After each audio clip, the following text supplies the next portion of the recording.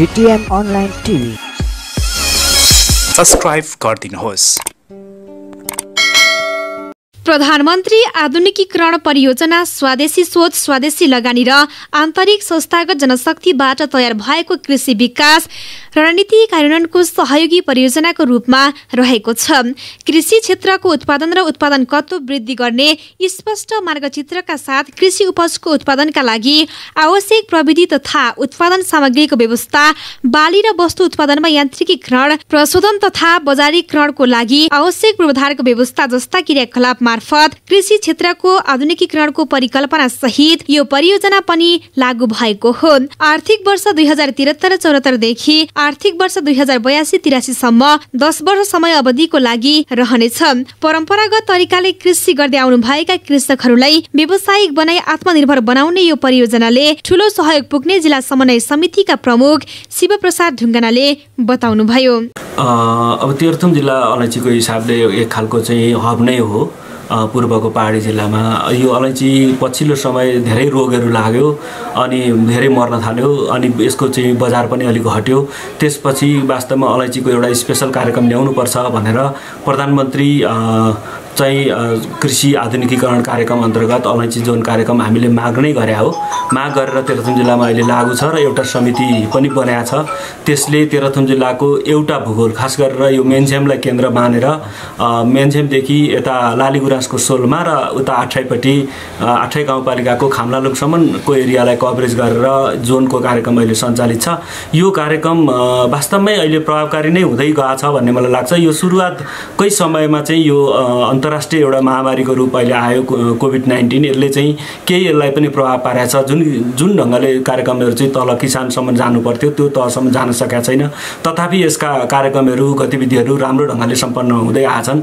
यो राम्रो सम्पन्न भएको कारणले अहिले हामीले पछिल्लो समय अदुवा जोन, फलफुल र तरकारी जोनको कार्यक्रम पनि हामीले माग गरेका छौँ। सम्भवतः त्यो कार्यक्रम पनि यो आगामी वर्षदेखि थपेर आउँछ भन्ने मलाई लागेको छ। यसले अन्ततगत जुन विस्थापित हुन थालेको अलैँची छ त्यसलाई फेरि पुनः स्थापित गर्ने हामीले आशा लिएका छौँ। कृषिमा आधारित अर्थतन्त्रबाट कृषिजन्य उद्योगमा रूपान्तरित आधुनिक व्यावसायिक दिगो एवं आत्मनिर्भर कृषि क्षेत्रको विकास गर्ने सोचका साथ यो परियोजना सञ्चालन भएको हो। यस परियोजनाको लक्ष्य समग्र मूल्य श्रृङ्खलाका अवयवहरूको एकीकृत संयोजन र परिचालन मार्फत खाद्य पोषण सुरक्षा सुनिश्चित गर्नु रहेको छ। खाद्य पोषण सुरक्षा सुनिश्चित गर्दै कृषि औद्योगिकरण उन्मुख कृषि दिगो आर्थिक अवसरहरू सिर्जना गरी राष्ट्रको समग्र विकासमा टेवा पुर्याउने यो परियोजनाको लक्ष्य रहेको छ, जसका लागि तेह्रथुम जिल्लामा प्रधानमन्त्री कृषि आधुनिकीकरण परियोजना कार्यान्वयन इकाइ अलैँची जोन स्थापना भएको तेह्रथुमका वरिष्ठ कृषि विकास अधिकृत बौआलाल चौधरीले बताउनुभयो। हामी सबैलाई थाहा छ हाम्रो देशको अर्थतन्त्रको मुख्य आधार भनेको कृषि नै हो। कृषि क्षेत्रको विकास नगरी हाम्रो अर्थतन्त्रको वृद्धि हुँदैन। त्यही हिसाबले नेपाल सरकारले खास गरी कृषि तथा पशुपक्षी विकास मन्त्रालयले यो 20 वर्षीय कृषि विकास रणनीति ल्याएको छ। त्यो रणनीतिलाई सहयोगी निकायको रूपमा प्रधानमन्त्री कृषि आधुनिकीकरण परियोजना लागू भएको छ 2072 देखि 20 वर्ष 82-83 सम्म। त्यो अन्तर्गत तेह्रथुम जिल्ला पनि एउटा यो बढी नफामूलक बालीको रूपमा अलैँची बाली हो।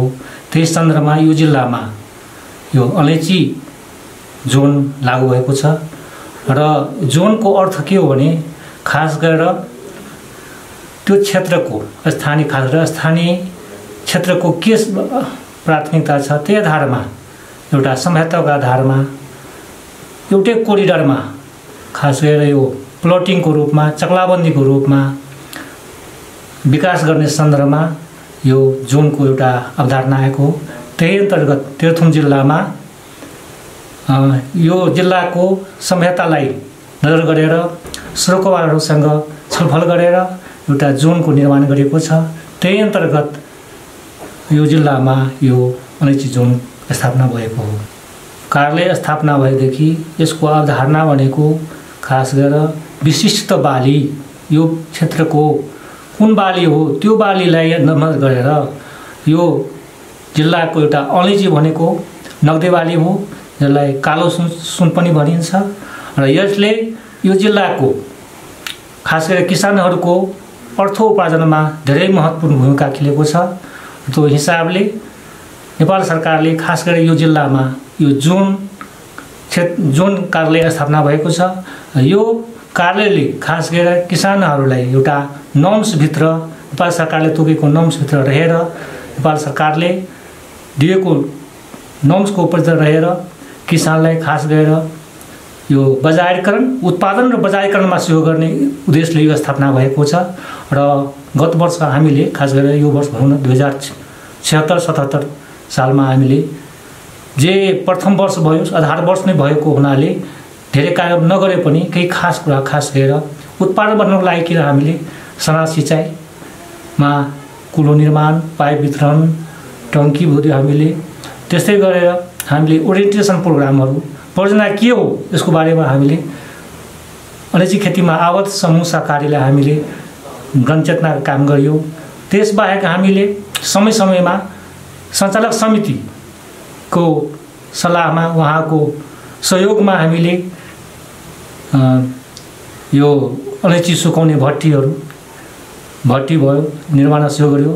उद्योग स्थापनालाई हामी केही खास गरेर यो चाल्ने जसलाई हामी यो अलैँची सुकाएपछि त्यसलाई चाल्ने एउटा ग्रेडिङ गर्ने सिस्टम कसरी बसाल्ने ABCD त्यो निर्धारणको लागि हामीले चाल्ने वितरण गरियो। त्यो बाहेक बजार्नेको लागि अलैँची तयार भइसक्यो सुकाएपछि त्यसलाई हामीले नापतोलको लागि केही हामीले डिजिटल तराजुहरू वितरण गरियो। यसरी हामीले सहयोग गर्दै गएका छौँ।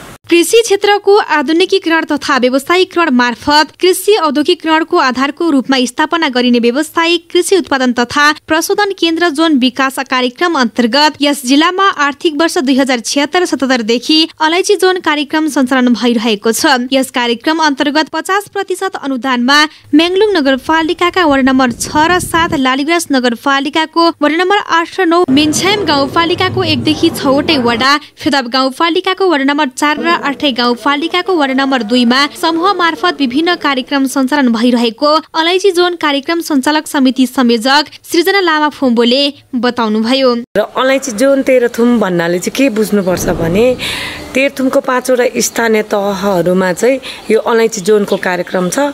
यो चाहिँ प्रधानमन्त्री कृषि आधुनिकीकरण परियोजना इकाइ कार्यालय तेह्रथुम भनेर हामीले कार्यालय स्थापना चाहिँ म्याङलुङमा गरेका छौँ।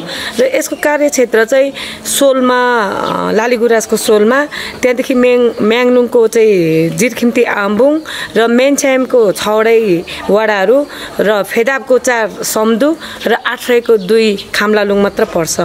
अनि खास गरी चाहिँ जोनको उद्देश्य चाहिँ के हो भने धेरै परिणाममा उत्पादन भएका वस्तुहरूलाई चाहिँ एकीकरण गरेर त्यसको औद्योगिकरणसम्म गर्ने भन्ने यसको चाहिँ मेन लक्ष्य हो।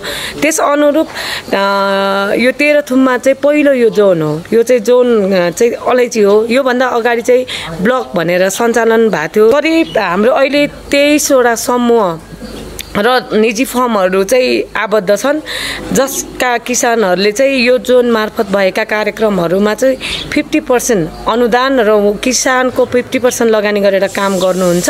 र यसमा चाहिँ सबै 50% भएकोले गर्दाखेरि एक किसिमले व्यवसाय किसानहरूलाई चाहिँ ठिकै छ, किनभने उहाँहरू यो अनुदान नभए पनि सो त आफूलाई चाहिने नै थियो। तर जो व्यवसाय थिएन गर्न चाहन्छु भन्नेलाई स्टार्टिङ पोइन्ट चाहिँ अलिक गाह्रो छ, किनभने 50% पैसा निकाल्नु त्यति सहज छैन।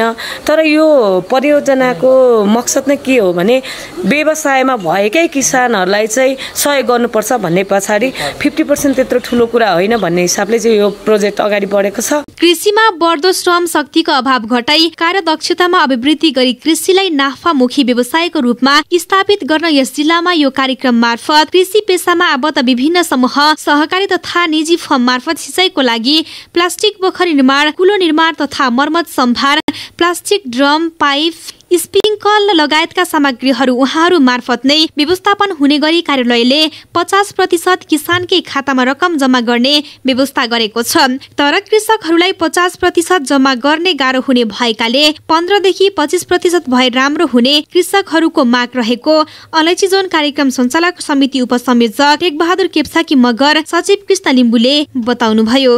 अब यो प्रधानमन्त्री आधुनिकीकरण कृषि जोन अर्थात् अलैँची जोन तेह्रथुमले 50% अनुदानमा अब यहाँ चाहिँ यान्त्रिक औजारहरू भनौँ होइन अलैँची बिरुवाहरू लगायतका चाहिँ विभिन्न सामग्रीहरू चाहिँ अहिले चाहिँ अब किसानलाई वितरण गर्ने भन्ने कुरा छ। तर किसान भन्दा पनि सूचीकृत भएका समूह सहकारी र फर्महरूलाई वितरण गर्ने भन्ने कुरा कार्यक्रम रहेको थियो 50% लगानीमा। अब त्यसमा चाहिँ यो चाहिँ कस्तो लाग्यो भने कुनै पनि व्यावसायिक कृषक समूह सहकारीहरूलाई 50% लगानीमा सरकारले चाहिँ यो चाहिँ अगाडि बढाउने पाटोमा भनौँ 50% लगानी गर्ने पाटोमा चाहिँ यो चाहिँ मेरो व्यक्तिगत हिसाबले अर्थात् अलैँची जोन तेह्रथुमको उपसंयोजकको हिसाबले यो राम्रो पक्ष छ।